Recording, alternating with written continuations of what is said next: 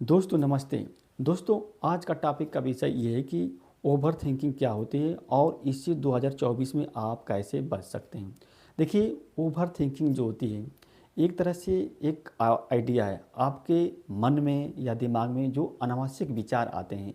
जिस विचार का क्या है आपके व्यवहार से, आपकी आदत से, आपकी दुनिया से कोई मतलब नहीं रहता है, उसी को क्या ओवर थिंकिंग कहते हैं। जैसे मतलब ओवर ईटिंग है, ओवर कॉन्फिडेंस है, ओवर हीटिंग है। जैसे ओवर ईटिंग का मतलब अगर आप क्या है, आप जो शरीर की जितनी आवश्यकता है उससे अधिक भोजन करते हैं तो जो जो शरीर की जो डाइजेशन प्रोसेस है वो क्या होता है, प्रभावित हो जाता है। ये बॉडी को आवश्यकता से अधिक खाएंगे तो बॉडी को प्रभावित करेगा। उसी तरह से ओवर थिंकिंग है। अगर आप ओवर थिंकिंग करते हैं तो जो माइंड की जो इफ़िशियंसी है उसको क्या करेगी, ये प्रभावित करेगी। यानी कि जो माइंड की जो प्रोडक्टिविटी है, उत्पादकता है, उसको भी प्रभावित करेगी। जैसे मान लीजिए आपके दिमाग में आ गया कि हम क्या करेंगे, मतलब बड़े होकर जैसे पढ़ाई कर रहे हैं, आप एग्ज़ाम निकालेंगे, आपने जॉब प्राप्त कर लेंगे तो ये गाड़ी खरीदेंगे, बंगले खरीदेंगे, ऐसी शादी करेंगे, ये काम करूँगा, वो काम करेंगे। जबकि अभी आप क्या है, पढ़ाई के दौरान है, अब मतलब आपके अंदर उस तरह की अभी कैपेबिलिटी नहीं आई है। यानी कि आपकी जो क्षमता है उससे ज़्यादा आप एक्सपेक्टेशन कर लेते हैं। यानी कि आपके पास क्षमता क्या है बाइक खरीदने की, और आपके दिमाग में आ रहा है कि नहीं मैं टोयोटा खरीद लूँगा, स्कॉर्पियो खरीद लूँगा, थार खरीद लूँगा। तो जो ये विचार आ रहा है यही क्या है, ओवर थिंकिंग है। जबकि रियल में आपके पास कैपेबिलिटी जो है बाइक खरीदने की है। तो इसी तरह से अगर ओवर थिंकिंग आती है तो व्यक्ति का धीरे धीरे क्या है, डिप्रेशन में चला जाता है, उनकी जो कार्य प्रणाली होती है वो प्रभावित हो जाती है। तो 2024 में अगर इसको बचना है तो ओवर थिंक को आपको क्या करना पड़ेगा। देखिए, ओवर थिंकिंग किन लोगों को आती है, यानी कि जो मतलब कहने का मतलब जिनके पास अनुभव की कमी होती है उनको ज़्यादा ओवर थिंकिंग आती है। जो ज़्यादा क्या है, इमोशनल होते हैं, जो रेशनल नहीं होते हैं ना, उनको ओवर थिंकिंग आती है। रेशनल पर्सन को कभी ओवर थिंकिंग नहीं आती है।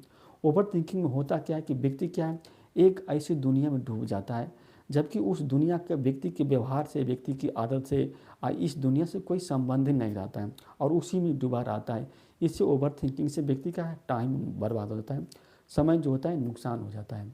तो अगर आप ओवर थिंकिंग करते हैं तो इससे बचने के जब सबसे पहले इसका लक्षण ये है कि सब आप अपना खुद को मूल्यांकन कीजिए।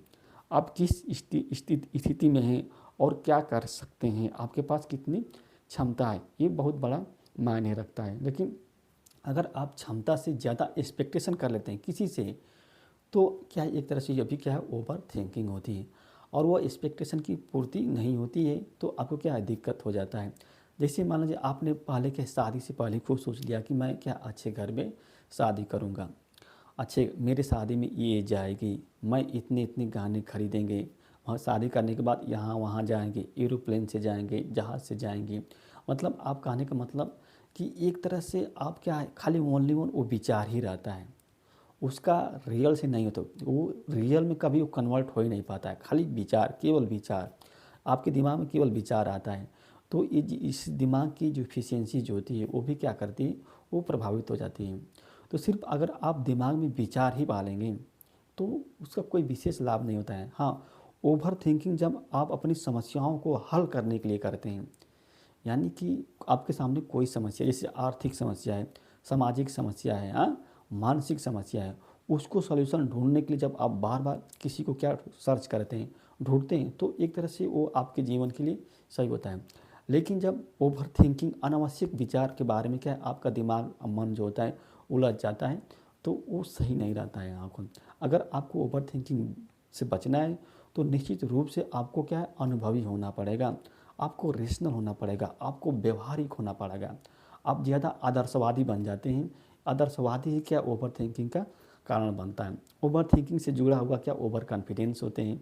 जैसे ओवर कॉन्फिडेंस से व्यक्ति की क्या है, उसकी भी कार्य प्रणाली जो है, इफ़िशियंसी जो होती है प्रभावित होती है। अभी देखो हाल ही में मैच हुआ था तो आपने सोच लिया था कि नहीं इंडिया जीतेगी, वर्ल्ड कप इंडिया जीतेगी।